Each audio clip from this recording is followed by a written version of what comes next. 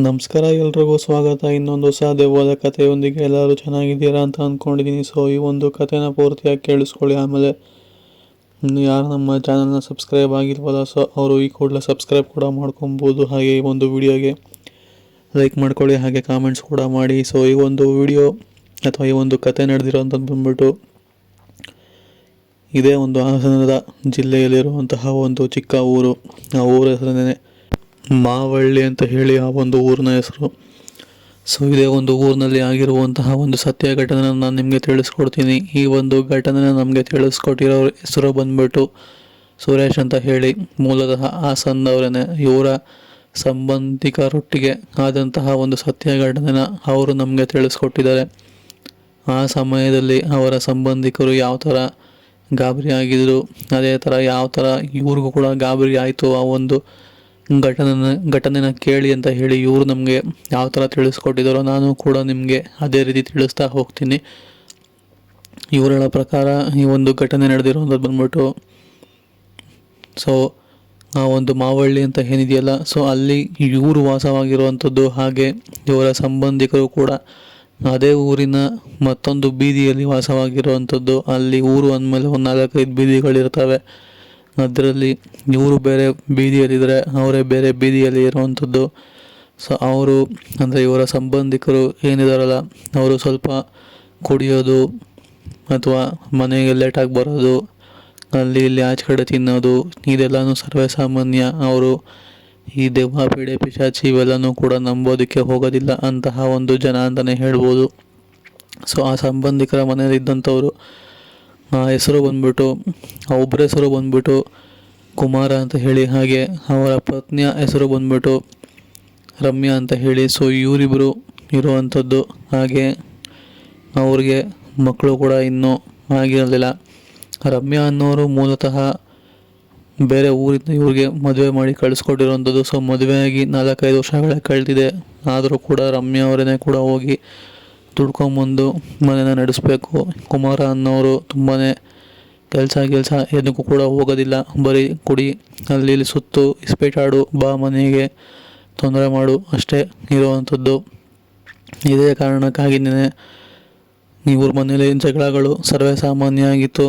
ಹಾಗೆ ಇವರು ಕೂಡ ಬಿಟ್ಬಿಟ್ಟಿದ್ರು ಆ ಕಡೆ ಹೋಗೋದನ್ನ. ಸುರೇಶ್ ಅವರು ಕೂಡ ಇರಲಿ, ಇವೆಲ್ಲ ಆದ ನಂತರ ಕುಮಾರನವರೇನಿರಲ್ಲ, ಸೊ ಅವರು ತುಂಬಾ ಕುಡಿಯೋದು ಜಾಸ್ತಿ. ಮಧ್ಯರಾತ್ರಿ ಮನೆಗೆ ಬರೋದು, ಯಾವಾಗಂದ್ರೆ ಅವಾಗ ಎಲ್ಲಿ ಬೇಕಲ್ಲೇ ಹೋಗುವಂಥದ್ದೆಲ್ಲನೂ ಕಾಮನ್ ಆಗಿತ್ತು.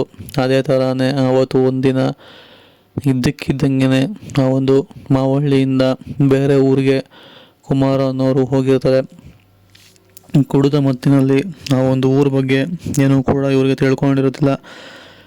ಇವ್ರು ಹೋಗಿದಂತಹ ಊರು ಬಂದ್ಬಿಟ್ಟು ಸುಮಾರು ಒಂದು 30-40 ಕಿಲೋಮೀಟ್ರು ದೂರ. ಅಂದರೆ ಈ ಮಾವಳ್ಳಿಯಿಂದ ಒಂದು 30-40 ಕಿಲೋಮೀಟ್ರ್ ದೂರ ಅಂತಲೇ ಹೇಳ್ಬೋದು. ಆ ಒಂದು ಊರಿಗೆ ಕುಮಾರ್ ಅವರು ಹೋಗಿರ್ತಾರೆ. ಅದಾದಮೇಲೆ ಅದೇ ಊರಿನಲ್ಲೇ ಕುಡಿದು ತಿಂದು ವಾಪಸ್ ಬರಬೇಕಾದ್ರೆ ದಾರಿಯಲ್ಲಿ ಗಾಡಿ ಕರೆಕ್ಟಾಗಿ ಇವ್ರಿಗೆ ಓಡಿಸೋದಕ್ಕೆ ಬ್ಯಾಲೆನ್ಸ್ ಸಿಗೋದಿಲ್ಲ. ಗಾಡಿಯಿಂದ ಕೆಳಗೆ ಬೀಳ್ತಾರೆ. ಬಿದ್ದ ರಭಸಕ್ಕೆ ಅಲ್ಲೇ ಇದ್ದಂತಹ ತೋಡಿ ಒಳಗಡೆ ಹೋಗ್ತಾರೆ. ಗಾಡಿ ಮೇಲೆ ರೋಡಲ್ಲೇ ಬಿದ್ದಿರುತ್ತೆ. ಅಲ್ಲಿ ಎತ್ತಕ್ಕೆ ಜನರು ಕೂಡ ಯಾರೂ ಬರೋದಿಲ್ಲ. ಯಾಕೆ ಅಂತಂದರೆ ರೋಡ್ ಕತ್ತಲೆ ಇತ್ತು, ಸಮಯ ರಾತ್ರಿ ಆಗಿತ್ತು. ಇವ್ರು ನೋಡಿದ್ರೆ ಕುಡಿದು ತೋಡಿ ಒಳಗಡೆ ಬಿದ್ದಿದ್ರು. ಗಾಡಿ ರೋಡ್ ಮೇಲೆ ಬಿದ್ದಿತ್ತು. ಇವರ ಸಮಯಕ್ಕೆ ಆ ಕಡೆಯಿಂದ ಯಾವುದೋ ಒಂದು ಕಾರ್ ಇವರ ಅಪೋಸಿಟ್ ಡೈರೆಕ್ಷನಲ್ಲಿ ಬರ್ತಿತ್ತು. ಅವರು ಗಾಡಿ ಬಿದ್ದಿರೋದನ್ನ ನೋಡ್ತಾರೆ. ಅದಾದಮೇಲೆ ಗಾಡಿನ ಅವ್ರ ಕಾರ್ನ ಸೈಡ್ಗೆ ಹಾಕಿ ಗಾಡಿನ ಎತ್ತಿ ಅಲ್ಲೇ ತೋಡಿಲಿ ಬಿದ್ದಂತಹ ಕುಮಾರ್ ಅವರು ಪ್ರಜ್ಞೆನೇ ಇಲ್ದಂಗೆ ಬಿದ್ದಿರ್ತಾರೆ. ಸೊ ಅವ್ರನ್ನೂ ಕೂಡ ಎಬ್ಬರಿಸ್ಬಿಟ್ಟು ಸ್ವಲ್ಪ ನೀರು ಕುಡಿಯೋದಕ್ಕೆ ಕೊಟ್ಟು, ನಂತರ ಮೈ ಮೇಲೆ ಪ್ರಜ್ಞೆ ಇಲ್ದಿರೋ ಅಷ್ಟು ಕುಡಿಯುವಂಥ ಅವಶ್ಯಕತೆ ಏನಾದ್ರು ಇದೆಯಾ ನಿಮಗೆ ಅಂತ ಎಲ್ಲ ಹೇಳಿ ಬುದ್ಧಿವಾದನ ಹೇಳಿ ಅಲ್ಲಿಂದ ಕುಮಾರ್ ಅವ್ರನ್ನ ಹುಷಾರಾಗಿ ಕಳಿಸ್ತಾರೆ. ಬಿಕಾಸ್ ಅಲ್ಲಿ ಬೇರೆ ಯಾವುದೂ ಕೂಡ ಆಪ್ಷನ್ನೇ ಇರಲಿಲ್ಲ. ಯಾಕೆಂತಂದರೆ ಕತ್ತಲೆ ಬೇರೆ ಆಗಿತ್ತು. ಸುತ್ತಮುತ್ತ ಎಲ್ಲೂ ಲಾಡ್ಜ್ ಆಗಲಿ ಇಷ್ಟೇ ಆಗಲಿ ಏನೂ ಕೂಡ ಇರಲಿಲ್ಲ. ಅದು ಅಲ್ಲದೆ ಈ ಕುಮಾರನವರಿಗೆ ಕುಡಿಯೋದು ಸರ್ವೇ ಸಾಮಾನ್ಯ ಆಗಿತ್ತು.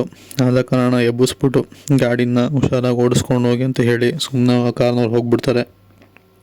ಇದೇ ಸಮಯದಲ್ಲಿ ಕುಮಾರ್ ಅವರು ಅದೇ ಕುಡಿದ ಮತ್ತೆ ಗಾಡಿನ ಓಡಿಸ್ಕೊಂಬರ್ಬೇಕಾದ್ರೆ ಅವ್ರಿಗೆ ಯಾವುದೋ ಒಂದು ಹೆಂಗಸು ಮುಖ ಮುಚ್ಕೊಂಡು ಡ್ರಾಪ್ ಕೇಳ್ತಿರೋ ಥರ ಇವ್ರಿಗೆ ಕಂಡುಬರುತ್ತೆ. ಸರಿ ಅಂತ ಹೇಳಿ ಕುಮಾರನವ್ರು ಕೂಡ ಹೋಗಿ ನಿಲ್ಲಿಸ್ತಾರೆ. ಮೊದಲೇ ಕುಮಾರ್ ಅವರು ಕುಡಿದಿದ್ರು, ಅದೇ ಕಾರಣಕ್ಕೆ ಎದುರುಗಡೆ ನಿಂತಿರುವಂತಹ ಹೆಣ್ಣು ಯಾರು ಏನು ಅಂತಲೂ ಕೂಡ ಗೊತ್ತಿರೋದಿಲ್ಲ. ಸರಿ ಅಂತ ಹೇಳಿ ಅವ್ರ ಮುಂದೆ ಹೋಗಿ ಗಾಡಿ ನಿಲ್ಲಿಸಿ, ಗಾಡಿ ಹತ್ಕೊಳ್ಳಿ, ನಿಮ್ಗೆಲ್ಲಿ ಬಿಡ್ಬೇಕು ಹೇಳಿ ಬಿಡ್ತೀನಿ ಅಂತ ಹೇಳಿ ಕುಮಾರ್ ಅವರು ಕುಡಿದ ಮತ್ತೆ ಹೇಳ್ತಾರೆ, ನನ್ನನ್ನು ಇಲ್ಲಿಂದ ಸ್ವಲ್ಪ ಮುಂದೆಗಡೆ ಬಿಡಿ, ನೀವು ಹೋಗಿ ನಾನು ಎಲ್ಲಿ ಇಳಿಬೇಕು ಅಂತ ಹೇಳ್ತೀನಿ, ಅಲ್ಲಿ ಇಳ್ಕೊತೀನಿ ನಾನು ಅಂತ ಹೇಳಿ ಆ ಒಂದು ಹೆಂಗಸು ಹೇಳಿರೋವಂಥದ್ದು. ಸರಿ ಅಂತ ಹೇಳಿ ಕುಮಾರ್ ಅವ್ರಿಗೆ ಮೊದಲೇ ಜ್ಞಾನ ಇರಲಿಲ್ಲ. ಗಾಡಿ ಮೇಲೆ ಹತ್ತಿಸ್ಕೊಂಡು ಓಡಿಸ್ಕೊಂಬರ್ತಿರ್ತಾರೆ. ಮೊದಲೇ ಬ್ಯಾಲೆನ್ಸ್ ಸಿಗ್ತಿರ್ಲಿಲ್ಲ, ಗಾಡಿ ಆ ಕಡೆ ಈ ಕಡೆ ವಾಲಾಡ್ತಿತ್ತು. ಈಗ ಹಿಂದೆಗಡೆ ಯಾರೋ ಬೇರೆ ಕೂತಿದ್ದಾರೆ. ಈಗಲೂ ಕೂಡ ಕುಮಾರ್ ಅನ್ನೋರು ಗಾಡಿನ ಯಾವ ಥರ ಓಡಿಸ್ತಾರೆ ಅಂತ ಹೇಳಿದ್ರೆ ಹಿಂದೆಗಡೆ ಕೂತಿರೋರು ಕೂಡ ಗಾಬರಿ ಆಗಬೇಕು, ಬೀಳಬೇಕು, ಆ ಥರ ಓಡಿಸ್ತಿರೋವಂಥದ್ದು.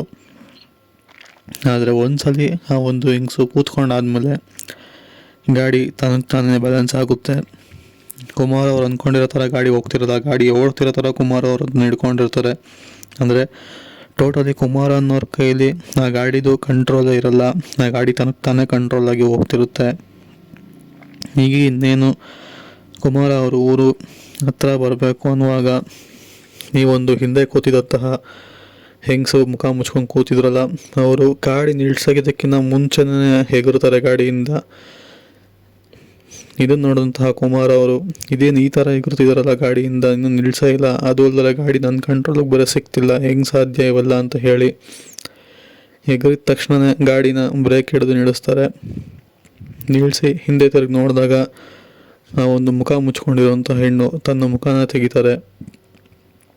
ಮುಖ ಎಲ್ಲ ಯಾರೋ ಕುಯ್ದಿರೋ ಥರ, ಸುತ್ತ ರಕ್ತ, ನೋಡೋದಕ್ಕೆ ತುಂಬಾ ಭಯಂಕರವಾಗಿ, ಕಣ್ಣೆಲ್ಲ ಕೆಂಪಾಗಿ, ನಾವೊಂದು ಬಿಳಿ ಸೀರೆ ಉಟ್ಟಂತಹ ಹೆಣ್ಣು ಇದ್ದಕ್ಕಿದ್ದಂಗೆ ಸೀರೆ ಕಲರೇ ಚೇಂಜ್ ಆಗಿರುವಂಥದ್ದು. ಇದನ್ನು ಕಣ್ಣಾರೆ ನೋಡಿದಂತಹ ಕುಮಾರ ಅವರು ಗಾಬರಿ ಬಿದ್ದು ಅಲ್ಲಿಂದ ಕುಡಿದು ಮತ್ತೆಲ್ಲ ಹಿಡಿದು ಮನೆಗೆ ಓಡೋಗಿ ಈ ಥರ ಎಲ್ಲ ಆಯಿತು ಅಂತ ಹೇಳಿ ತನ್ನ ಹೆಂಡತಿ ಹತ್ರ ಹೇಳ್ಕೊಬೇಕಾದ್ರೆ ಇದೇ ಕಾರಣಕ್ಕೆ ಹೇಳಿದ್ದು, ನೀವು ಅಷ್ಟೊಂದು ಕುಡಿಯೋದು ಎಲ್ಲಂದ್ರಲ್ಲಿ ತಿರುಗೋದೆಲ್ಲ ಮಾಡಬೇಡಿ ಅಂತ ಹೇಳಿ ಅವರ ಹೆಂಡತಿ ಕೂಡ ಬುದ್ಧಿವಾದ ಹೇಳಿ ಅವ್ರನ್ನ ಬೆಳಗ್ಗೆ ಎದ್ದು ಈ ಥರ ಎಲ್ಲ ಆಯಿತು ಅಂತ ಹೇಳಿ ಅಲ್ಲೇ ದೇವಸ್ಥಾನದಲ್ಲಿ ಹೋಗಿ ನೀರು ಹಾಕಿಸ್ಕೊಂಡು ಬಂದು ನಂತರ ಕಟ್ಟಿಸ್ಕೊಂಡು ಕರ್ಕೊಂಬರ್ತಾರೆ. ಅದಾದಮೇಲೆ ಆ ಒಂದು ಸಮಯ ಆ ಒಂದು ಘಟನೆ ನೆನೆಸ್ಕೊಂಡು ಕುಮಾರ ಅನ್ನೋರು ಈಗಲೂ ಕೂಡ ಘಟನೆಯಿಂದ ಆಚೆ ಬಂದಿಲ್ಲ. ಈಗಲೂ ಕೂಡ ಕುಮಾರ ಅನ್ನೋರು ಕುಡಿಯೋದನ್ನ ಬಿಟ್ಟು ಅವರು ಕೂಡ ಕೂಲಿ ಕೆಲಸಕ್ಕೆ ಹೋಗಿ ಈಗ ನೋಡ್ಕೊತಿರೋವಂಥದ್ದು. ಸೊ ಇದು ಆ್ಯಕ್ಚುಲಿ ನಡೆದಿರುವಂತಹ ಸತ್ಯ ಘಟನೆ.